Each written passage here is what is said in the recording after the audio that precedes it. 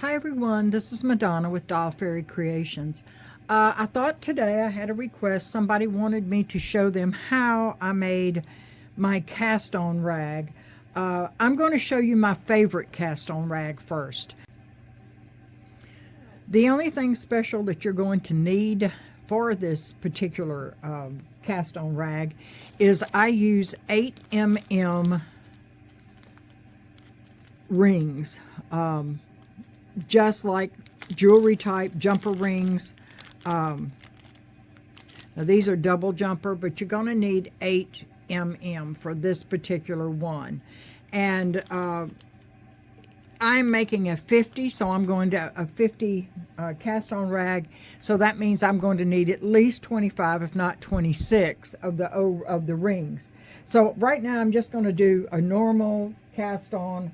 I do not do your tension in a low number, in tight. I have mine set on 7 right now because you want it to be able to stretch across your bed when you get ready to actually do a cast on with using this particular ring, O-ring cast on. So now I'm just going to bring my needles back into work, and I'm doing 50, so I want to make sure that I have 50 stuck out there.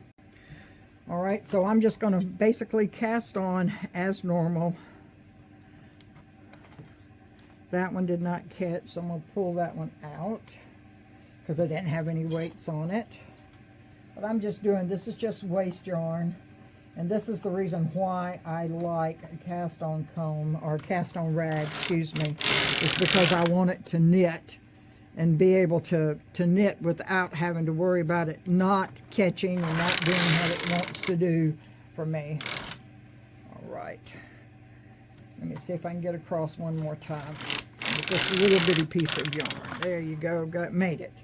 All right, so basically that is all I want to do to start. Now, the yarn I'm using is a cone of an old wool yarn that I have. Acrylic may be better. To me, I've used both types and it really didn't matter. The other thing that I am going to use, which you might not have or you might have, is I'm just going to use some crochet cotton. I think this is 30 weight crochet cotton. The kind like my grandmother always made her different, making her doilies out of. So I'm going to start basically by doing 10 rows of my main yarn. Let me see if I got that set wrong where it's hitting to.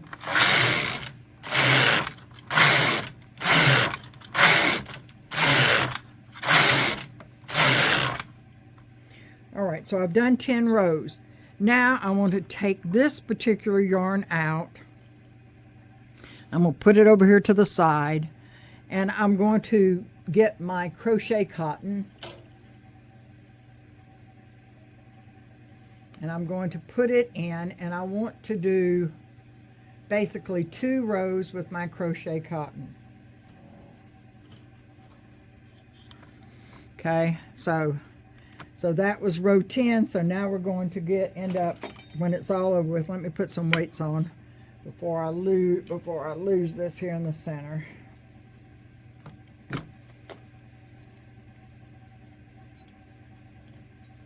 Almost forgot the weights, huh? That wouldn't have been good. All right, so now what I want to do is 2 rows. So I've got 10, and this will be row 11 and row 12. All right, so, and it's going to be a thin yarn, which I know it is, so that's fine. And you can do as many rows of that you want. It's just that to me it was easier to do at least 2, if not 4 rows of it. But let's do 2 rows and go from there. Now this is where my little O-rings come in. My little rings come in handy. My little jumper rings. I'm going to take my one transfer tool, and what I want to do is do every other needle just like I'm doing a picot hem. So I'm going to start in the over here on this side, on the very last one here, and I'm going to slip my O-ring on that last hook. I'm going to take the second one, I'm going to take it off, and I'm going to put it on the first one. Then I'm going to take, now, you know, everybody goes like, well, this seems like a lot, but in the long run, the first time, this is hard the first time you do it, but after you do it, it's the easiest one to be able to do it. So I then took the O-ring and slipped it off. Let me see if I can go up a little closer so you can see what I'm doing. All right, let me turn you down just a little bit so you can see me. Okay, right here. So now that one was the one I took it off. Now this is my next stitch. Let me pull out a little bit. My next stitch right there. I'm going to take it. I usually don't bring them out like that, but I'm just doing it so you can see it. I slip my O-ring on it. I'm going to pull it back just a little bit, and then I'm going to take the neck needle next to it, transfer it off, and put it on. See, since I pulled it out, it doesn't want to go on it right. There you go. And then pull that on. Then I'm going to take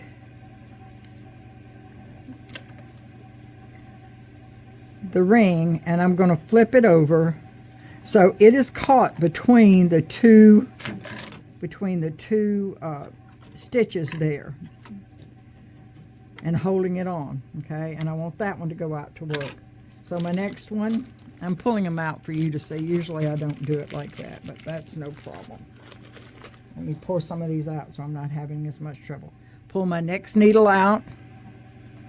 I'm going to put a ring on it. And then I'm going to transfer the stitch next to it over to it and put it on it just like so. Then take that one. I'm using an Addi pick. Right here. I use this with my sock machines and I love it, and it's very handy to have. And if you don't have one, I'd love to suggest you buy one. Okay, then I go to my next stitch. So I am putting a ring on every other stitch. And when I hang this cast on comb, I will put it on every other stitch. I will show you how I do it. Okay, transfer that one over. Pick up the loop. The jump ring or the ring. Jump and put it over it like that. Bring it and bring them all out to work. Here's a close-up of me doing this. I'm going to try to do it and kind of half hold the camera. Okay, this is the one I'm going to put the hook on. The ring on. Trying to do it and hold is not easy, needless to say. So I'm going to put the ring on this one. I'm going to take the stitch next to it and I'm going to transfer it over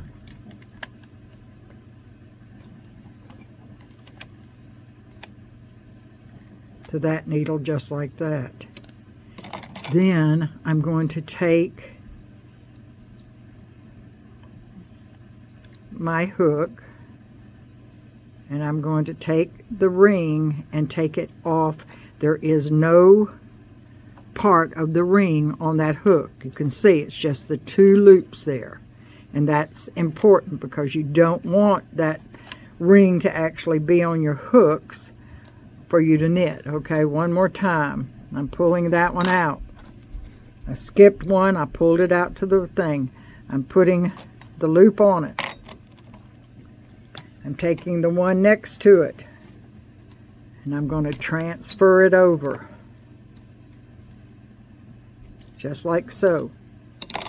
Then I'm going to take that hook and the ring, and put it over the hook so it's not on it at all. So can you see there is no metal on that at all? All right, I'm going to finish across, but I thought I'd show you a close-up so that maybe that would help you. Okay, so I've finished. I knit 2 rows, and now I want to do 10 rows. I've changed back to my regular yarn, and I want to do 10 rows.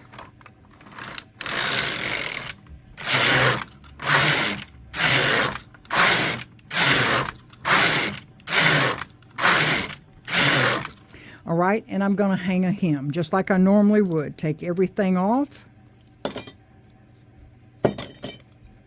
and I'm going to hang a hem like I normally would.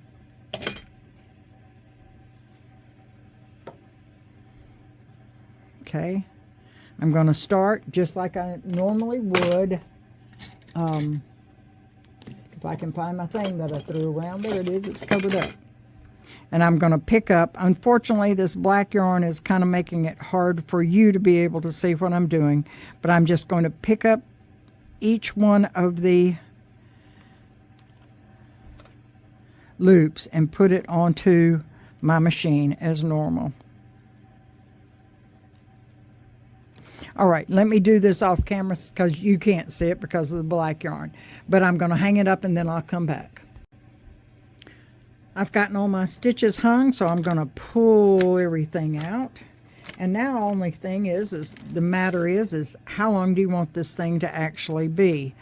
I'm at row 30, and what I'm going to do is I'm going to run a piece of ravel cord with this row to mark it so that I will be able to, I'm just feeding it by hand so that I will know when I get ready to hang that next hem where I want it to be. There we go. All right, so that lets me know where that one is going to be. And now I'm going to do 20 more rows, and then I'll hang another hem. Okay, I'm on row 50. I'm going to take off my weights, and I'm going to get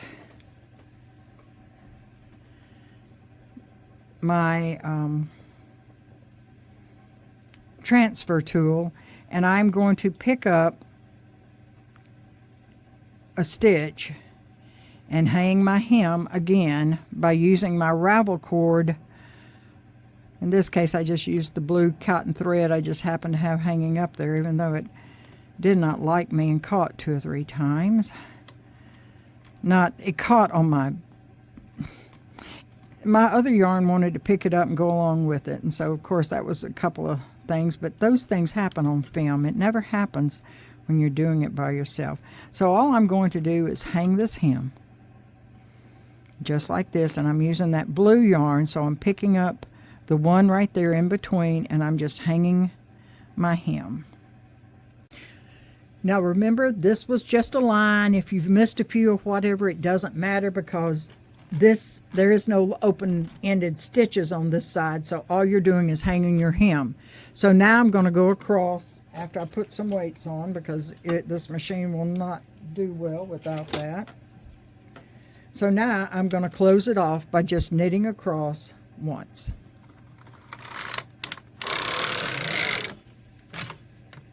All right. Now you have your choice of how you want to take it off. You can either do the crocheted bind off, the latch tool bind off. You can take it off on waste yarn and go sit down someplace and crochet it, or run whatever you want to. I will do the crochet bind off, which is what I prefer. I mean, for this particular thing is the way I'm going to prefer to do it. So let's do the crocheted bind off. So let's go ahead and cast off. Okay, I'm going to take the last stitch, put it on the next stitch like so, pull it out, throw the yarn over it, pull through. And I will do this all across the bed.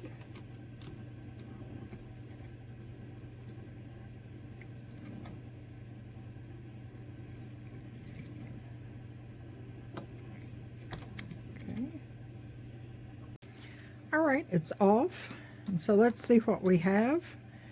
Of course, this is our cast off here, and we can just pull this cotton thread, and hopefully it'll pull okay. There you go. And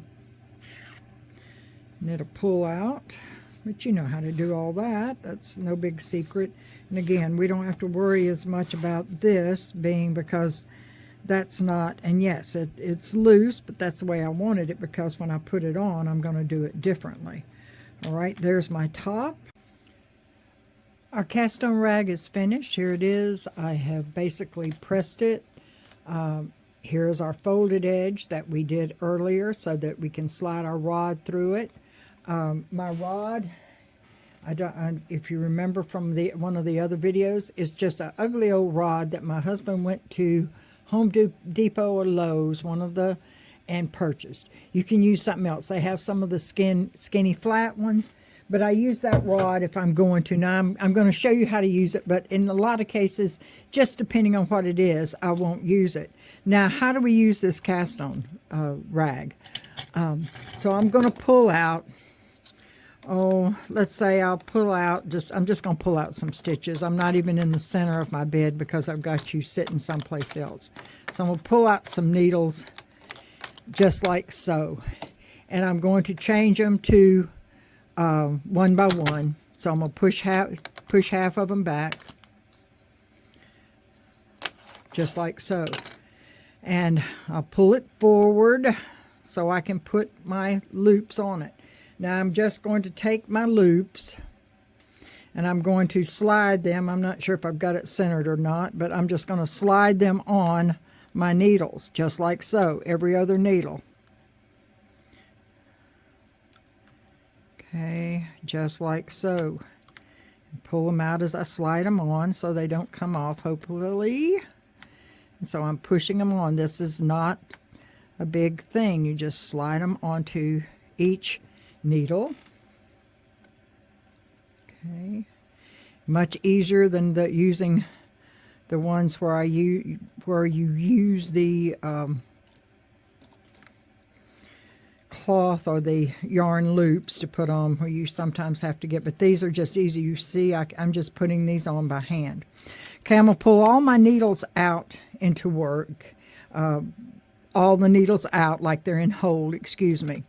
I'm going to take something which is, and I'm going to close all of my latches. That is kind of important with this type of machine. Now on the metal machines, I haven't found a problem with it, but on these machines, I always close my latches because it seems like it knits off easier. Have my carriage set just like I normally would. All right, since I am going to be using, I don't have any weights in it here at the bottom where I left my little fold up. Now, in many cases, you might not have to even do this. I'm just going to slide my rod into it, like so.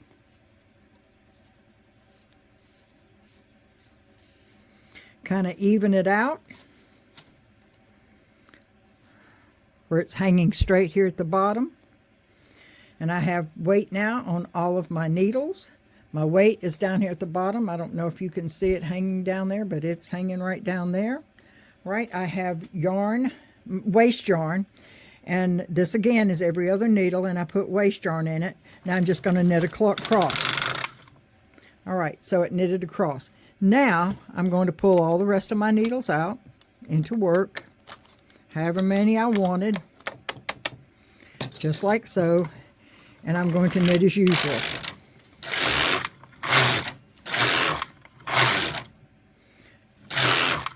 All right, when I get to the point where I want to actually start my project, I'm going to clip this yarn, which of course I don't have my scissors right there. And I'm going to take my thin nylon cord, and I'm just going to slowly try to feed it across. My husband made these for me on his plastic burning 3D printer, so I just kind of lay it up there and feed it by hand. Of course, right now I'm on camera and it's not working the way it's supposed to work. Get that out. don't forget to do that unless you want to cut your waste yarn later. And then just take and put your regular yarn in and start knitting as usual.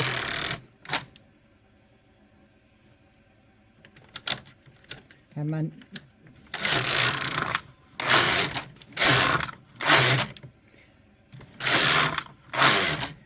all right, and that's all it is to it.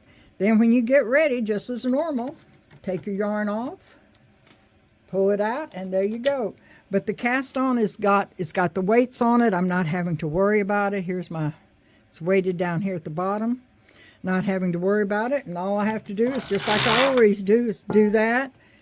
Of course, take the rod out, which it fell out. Pull my ravel cord like I normally would, and I'm through. Put all these out to hold. Of course, out like I'm in our position E.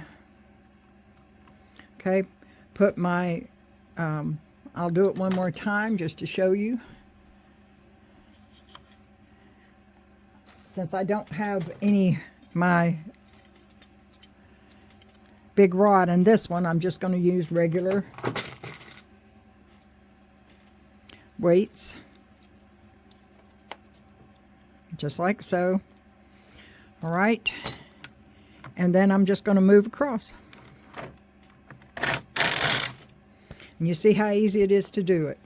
And bring the next needles out to working position.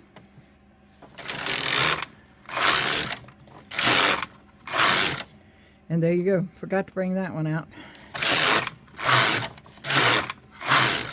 And that's as easy, and I love using this. They go on so easily that you don't have to really worry about it. So anyway, I hope you've enjoyed this video. I hope you've enjoyed my little medal. These again are 8mm jump rings. These have the 2 layers, but I also use the 1 layers. The ones that are just 1 layer, single layer, these are double layer, but you can use the single ones also. It's just that these are what I had on hand when I made this one. You can do it just like I have done it here with the yarn, or you can do it like I did the one in the sample where I actually used a blue crochet cotton. Anyway, I hope you've enjoyed this video. Have a great day.